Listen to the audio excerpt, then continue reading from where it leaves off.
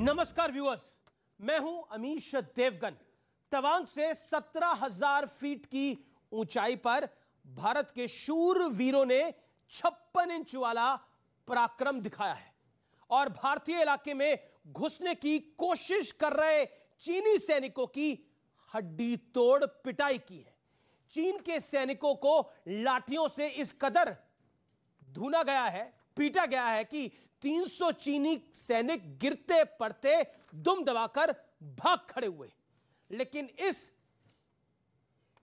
झड़प के दौरान एक ऐसी घटना हुई जिसके बारे में जानकर हर देशभक्त का सीना दोगुना चौड़ा हो जाएगा, यानी 56 इंची हो जाएगा। अब से कुछ देर में मैं आपको तवांग पर एक सुपर एक्सक्लूसिव खबर भी दिखाऊंगा और सुनाऊंगा।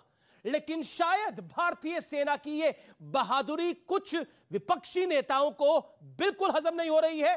महबूबा मुफ्ती कह रही है कि एलएसी पर हमारे जवानों पर हमला हो रहा है, हमारे जवानों को पीटा जा रहा है, लेकिन उन्हें दुश्मनों को मुंह तोड़ जवाब देने की इजाजत नहीं है।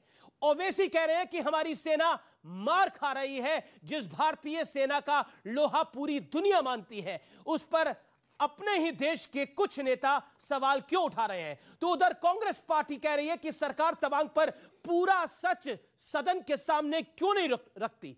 मुद्दा है कि युद्ध नीति से लेकर कूटनीति तक भारत की हर जगह जब तारीफ हो रही है, यूएन में यानी यूनाइटेड नेशंस में भारत, चीन और पाकिस्तान की बखिया उधेड़ रहा है। अमेरिका जैसे देश खुलकर भारत के पक्ष में आके खड़े हो गए हैं। ऐसे में अपने देश की सेना और सरकार पर शक क्यों जताना जायज है? आज जनता के बीच इसी पर होगी देश की सबसे बड़ी बहस और आज वीकेंड एडिशन में सबसे बड़ी चर्चा इसी पर होगी। स्वागत है आपका वीकेंड के सबसे भरोसेमंद कार्यक्रम ये देश है हमारा में।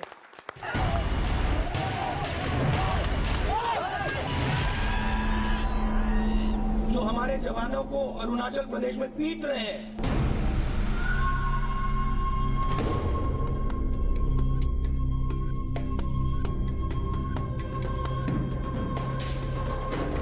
भारतीय सेना के शौर्य वाले जिस वीडियो को देखकर पूरे देश का सीना गर्व से चौड़ा हो गया, शायद विपक्ष के कुछ नेताओं ने उस पर आंखें मूंद ली।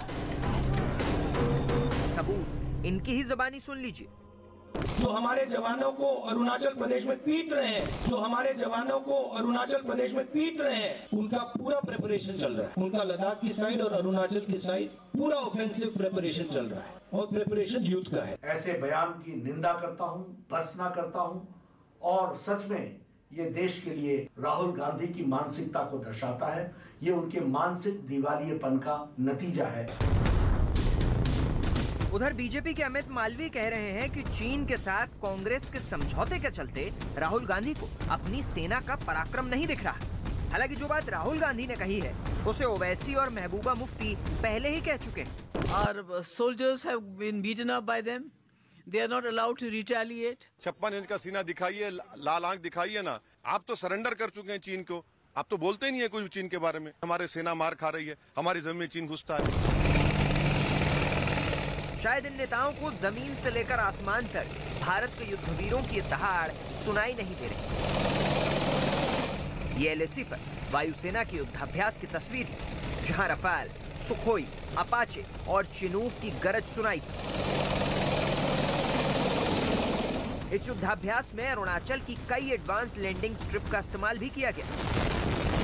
PLA patrol had transgressed and which was contested very firmly. The border areas along the northern frontier is stable and we are firmly in control. अब जरा संसद के भीतर कांग्रेस का रुख भी देख लीजिए। और हमको जो कहना है वो बात आती ही नहीं और आप हमको मौका ही नहीं देते हैं, लेकिन आप बोलते हैं बार बार रूल्स कौन से। यानी तवांग में चीन की जोरदार पिटाई के बाद भले ही अमेरिका समेत दुनिया के तमाम देश भारत सरकार के साथ मजबूती से खड़े, लेकिन विपक्ष को इस पर भी सियासत सूझ रही है। सरकार पर संदेह हो रहा है। आम जनता को सच बताओ कि आज चीन हमारे जमीन के अंदर आके 14 या 15 किलोमीटर अतिक्रम करके हुए हमारे जमीन को कब्जा कर रखे हैं। लेकिन बड़ा सवाल है कि सेना के शौर्य पर गर्व करने की बजाय कुछ नेता किस एजेंडे के तहत अपने ही देश पर सवाल उठा रहे हैं। आज जनता के बीच इसी मुद्दे पर होगी सबसे बड़ी बहस। आज जनता के बीच इसी मुद्दे पर होगी देश की सबसे